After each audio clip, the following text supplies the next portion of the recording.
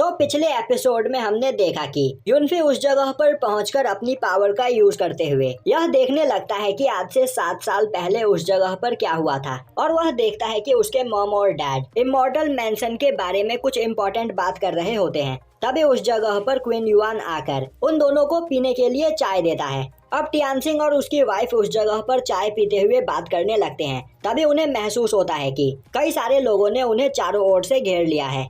वहीं उन सभी लोगों ने मास्क पहन रखा होता है और अब उन्हें देखते ही टियानसिंग बोलता है, आखिर तुम लोग कौन हो और तुम्हारी हिम्मत कैसे हुई मेरे यूनहाई विला में ऐसे घुसने की। तभी एक पर्सन बोलता है, टियानसिंग, इमॉर्टल मैंसन की वह इंपीरियल स्वॉर्ड चुपचाप से मुझे दे दो, वरना आज मैं तुम्हें जिंदा नहीं छोड़ूंगा। और यह बोलते हुए वह अपनी पावर को रिलीज करता है। तभी टियानसिंग बोलता है, आखिर तुम हो कौन और तुम्हें इस बारे में कैसे पता चला, मुझे बताओ, तुम सिस्टर जिसाओ के बारे में कैसे जानते हो। यह सुनकर उनमें से कुछ लोग थोड़ा डर जाते हैं। तभी एक पर्सन बोलता है, टियानसिंग, सिस्टर जिसाओ को हमारे हवाले कर दो, वरना मैं आज इस यूनहाई विला को तुम्हारे खून से नहला दूंगा। टियानसिंग बोलता है, तो फिर चलो देखते हैं आज यूनहाई विला किसके खून से लाल होता है। और यह बोलते हुए वह उन लोगों पर अटैक करने लगता है। और अब टियानसिंग और उसकी वाइफ दोनों ही अपनी पावर का यूज करते हुए उन सभी लोगों से फाइट करने के लिए सामने आ जाते हैं। तभी क्वीन युआन टियानसिंग पर पीछे से अटैक कर देता है। टियानसिंग यह देख लेता है और वह पीछे मुड़कर उस अटैक को ब्लॉक करने की कोशिश करता है, पर तब तक उस चाय में मिले पॉइजन की वजह से उसकी पावर काफी कम हो चुकी होती है और वह टाइम रहते रिएक्ट नहीं कर पाता है और घायल हो जाता है। तभी युनफी की भी आंख खुल जाती है और वह देखता है कि उसके मॉम और डैड उस जगह पर काफी घायल होते हैं। वहीं वह दोनों अब पॉइजन की वजह से अपनी पावर का यूज नहीं कर पा रहे होते हैं। तभी टियानसिंग अपनी वाइफ से बोलता है कि वह अपनी ब्लड लाइन पावर का यूज करते हुए अपने बॉडी में मौजूद पॉइजन को बर्न कर सकती है। अब युनफी की मॉम उस पॉइजन को बर्न करने की कोशिश करती है, पर वह ऐसा नहीं कर पाती है और यह देखकर सभी लोग उस जगह पर हंसने लगते हैं। तभी टियानसिंग बोलता है, क्वीन युआन, आखिर तुमने हमें धोखा क्यों दिया। क्वीन युआन बोलता है, मैं इस जगह पर नौकर का काम करते करते थक गया था, अब मुझे मालिक बनना है। तभी वह लोग क्वीन युआन से बोलते हैं कि वह जाकर युनफी को मार दे, और यह सुनते ही क्वीन युआन युनफी को मारने के लिए आगे बढ़ता है। यह देखते ही युनफी की मॉम अपनी धर्मा बॉडी का यूज करते हुए क्वीन युआन पर अटैक कर देती है, पर तभी वह मार्क्समैन युनफी की मॉम को बीच में ही रोक लेते हैं और अब वह सभी लोग लगातार टियानसिंग और उसकी वाइफ पर अटैक करने लगते हैं, जो देखते ही टियानसिंग भी अपनी पूरी पावर का यूज करते हुए उनका सामना करने लगता है। और अब वह उन सभी मार्क्समैन को घायल करने के बाद क्वीन युआन पर अटैक करके उसे भी पीछे फेंक देता है,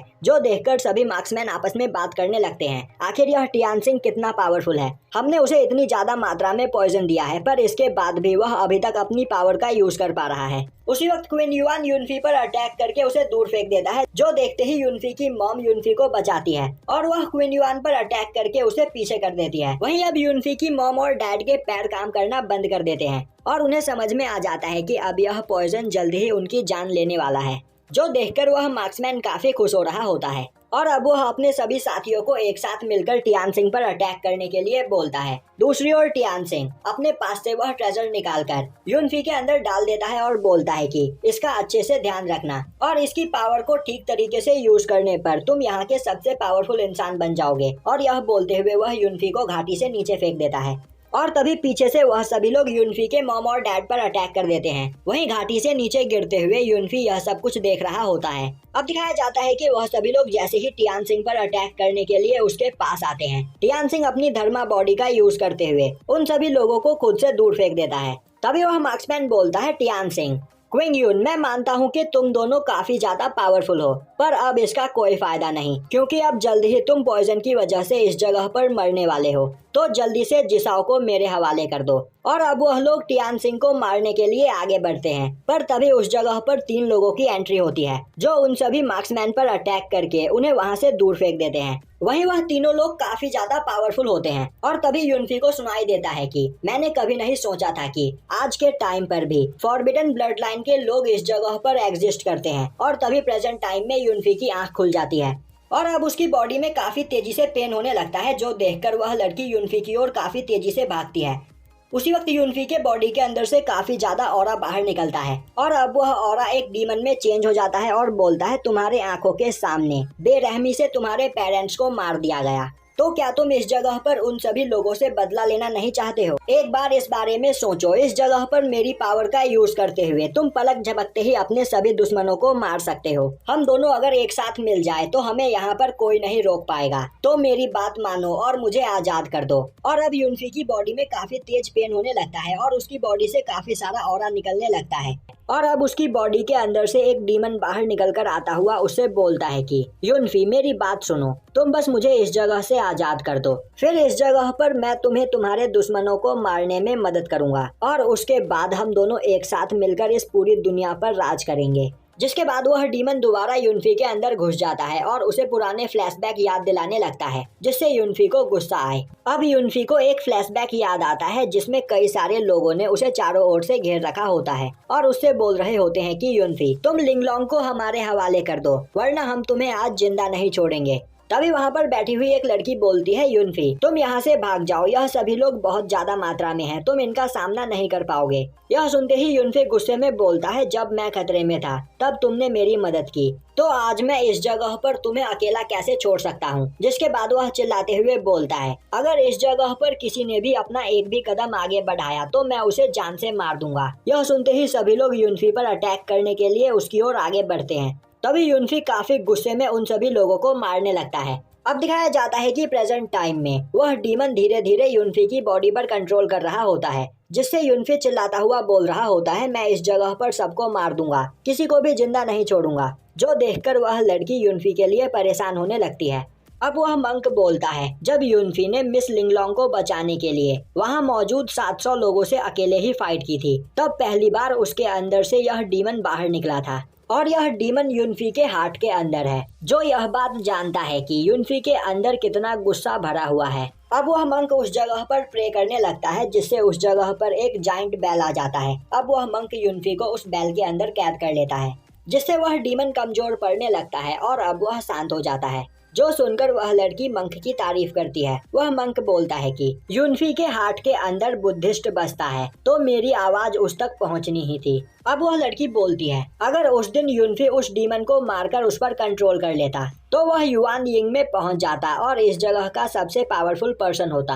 पर इस नए डीमन ने यूनफी के युआन यिंग को निगल लिया और उसका गोल्डन कोर भी खा गया। मंक बोलता है तुमने सही कहा, इतनी कम एज में ही यूनफी के पास गोल्डन एक्सिलर मौजूद था और अगर वह उस गोल्डन एक्सिलर को कंडेंस कर लेता तो यह हमारे मास्टर से भी ज्यादा पावरफुल बन जाता। अब हमें एक फ्लैशबैक दिखाया जाता है जिसमें यूनफी एक जगह पर बैठा गोल्डन एक्सिलर को कंडेंस कर रहा होता है। तभी उस जगह पर वह डीमन आकर यूनफी के सोल बॉडी को डिस्ट्रॉय करने लगता है, जिसके बाद वह यूनफी पर कंट्रोल पाने की कोशिश करता है। पर तभी उस जगह पर 2 मास्टर पहुंच जाते हैं। वहीं वह यूनफी को देखकर समझ जाते हैं कि एक डीमन यूनफी की बॉडी पर कंट्रोल करने की कोशिश कर रहा है। जो देखकर वह उस डीमन को यूनफी की बॉडी से बाहर निकालते हैं, पर वह डीमन यूनफी के गोल्डन एक्सिलर को खा जाता है। जो देखकर वह दोनों मास्टर उस डीमन को यूनफी के अंदर ही सील कर देते हैं। अब यह देखकर यूनफी का मास्टर परेशान हो जाता है और बोलने लगता है यूनफी सच में एक जीनियस है और वह इतने सालों से लगातार मेहनत कर रहा है, पर आज इसके साथ यह हुआ और उस डीमन ने इसके गोल्डन एक्सिलर को भी खा लिया है। तो अब इस जगह पर यूनफी को जिंदा रहने के लिए उस डीमन के साथ ही रहना होगा। अब दिखाया जाता है कि प्रेजेंट टाइम में यूनफी अपनी पावर का यूज करके उस डीमन को दोबारा सील कर देता है, जो देखकर सभी लोग खुश होते हैं। तभी यूनफी उठकर वहां से जाने लगता है। वह लड़की यूनफी को रोकने की कोशिश करती है। यूनफी बोलता है मैं इस डीमन को बाद में देख लूंगा,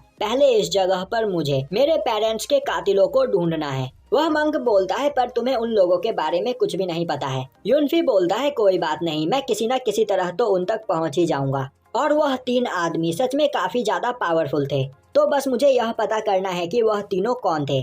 तभी वह लड़की बोलती है पर टियानवू अम्पायर में इतना पावरफुल पर्सन कोई भी नहीं है, और अगर कोई इतना पावरफुल है तो उनसे फाइट करने के लिए यूनफी को तैयार होना होगा। और अगर उस डीमन ने इस जगह पर दखल नहीं दिया होता तो तुम्हें पता चल जाता कि आखिर वह तीनों कौन है, जिससे तुम्हारा काम आसान हो जाता। यूनफी बोलता है मुझे इससे कोई फर्क नहीं पड़ता, मैं अभी एक एक करके यहाँ पर मौजूद उन सभी लोगों पर अटैक करूंगा जिन पर मुझे शक है, जिससे मुझे यहाँ पर कोई ना कोई क्लू जरूर मिलेगा। वह मंक बोलता है यूनफी तुम्हें इस जगह पर आराम करना चाहिए, क्योंकि उस डीमन ने तुम्हारे बॉडी को काफी ज्यादा डैमेज किया है, तो पहले खुद को हील करने पर ध्यान दो, वरना वह डीमन दोबारा से तुम्हारी बॉडी पर कंट्रोल करने की कोशिश करेगा। यह सुनकर युनफी तैयार हो जाता है। अब हमें दिखाया जाता है कि अगले दिन एक तितली उड़ती हुई उस लड़की के पास आती है। वहीं इस लड़की ने अपनी पावर का यूज करके इस तितली को बनाया था, जिससे यह उन लोगों का पीछा कर सके जिन लोगों ने क्वीन युआन को मारा था। और अब उसे पता चल जाता है कि क्वीन युआन को मारने के बाद वह तीनों लोग कहाँ गए थे,